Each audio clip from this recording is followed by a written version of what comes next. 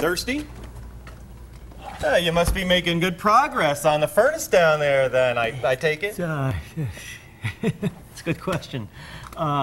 Taking a little longer than I thought. A little problem. Unexpected. Totally unexpected. Yeah, a little unexpected. There's a particular part is not really... You've been down there working for an hour already?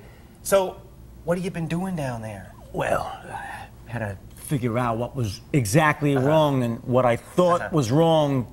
It's a lot more complicated. Well, you know what? You told me it was going to be $45 an hour, and you said it was an hour-long job, so I got news for you.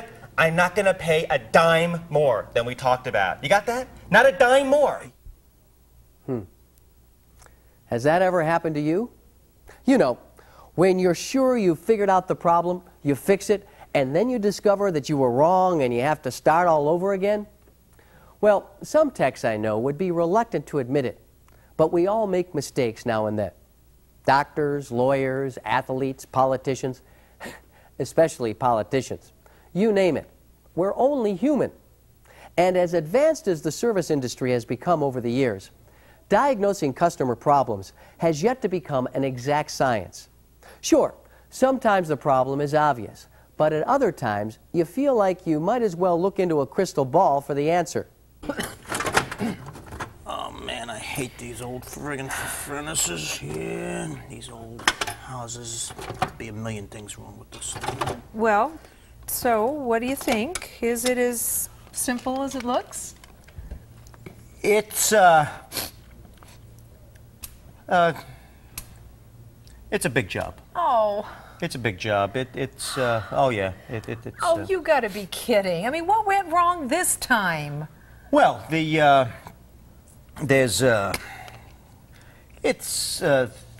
technical. It's technical because there's something I discovered that this right here, it's got to come out. Rocky's incompetence aside, a misdiagnosis can happen for many reasons. And just because you make a wrong diagnosis once in a while doesn't mean you're incompetent as a service tech.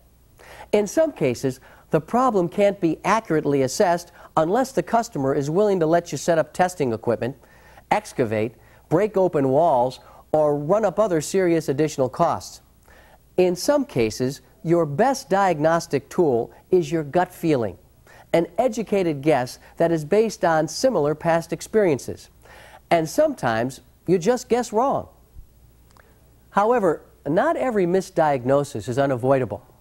I hate to admit it, but there are times when the technician is at fault. You might be tired after a long day and not thinking straight.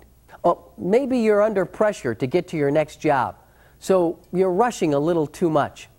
Perhaps you're just a little inexperienced and are unsure what might be causing the problem.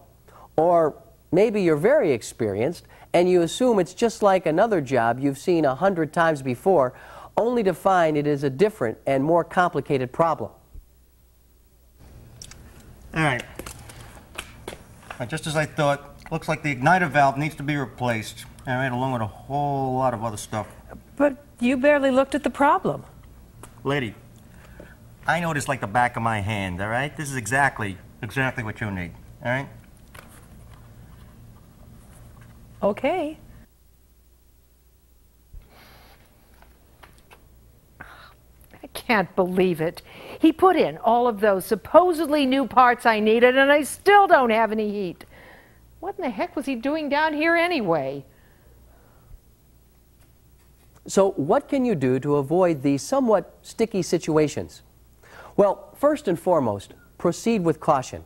I know you may think it sounds a little trite, but the greatest percentage of misdiagnosed jobs are the result of a technician rushing into things.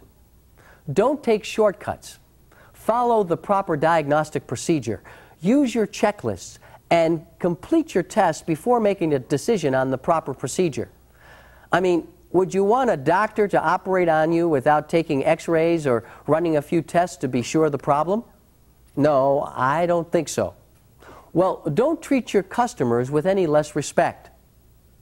Next, if you're at all unsure about a diagnosis And if it's possible and appropriate to do so, get a second opinion. It's not all that unusual, you know.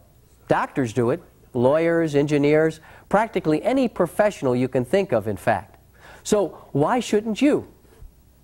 Seek out the advice from someone who has more experience, the service manager or a senior tech. Between the two of them, odds are that they've dealt with a similar problem in the past. And most important of all, always mention your doubts to the customer and record them on the invoice. As you've no doubt heard before, a clearly written and completed invoice is crucial. The information protects both you and the customer by spelling out the details of the job. You might write something like, "From the testing we can do without further trial and error or breaking the wall, we believe the problem is," and then you put what you believe the diagnosis to be. In addition, write that you're not positive of your findings just in case you turn out to be wrong. This way, the customer knows ahead of time that you weren't making any guarantees. You could say something like, "From my experience, this is most likely the problem, but we won't know for sure until..." So, Mike, what do you think could be causing it?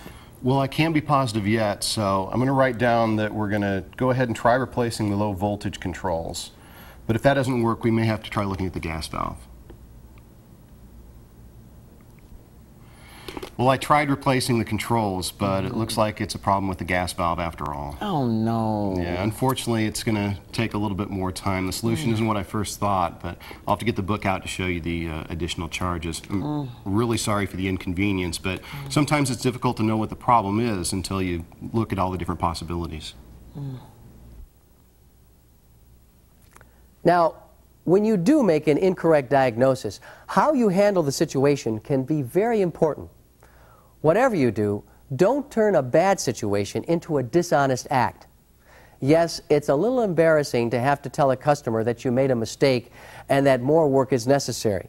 But trying to bluff your way past the customer's suspicions or denying any and all wrongdoing is not the answer. Your customer's trust is on the line. And if you lose that trust, you've lost that customer forever. If the error couldn't have been foreseen or prevented, explain the situation to the customer.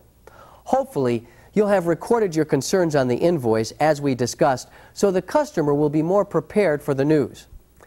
If, however, you rush through the job or otherwise manage to complicate the situation, show some empathy for your customer and present the situation in a calm and professional manner.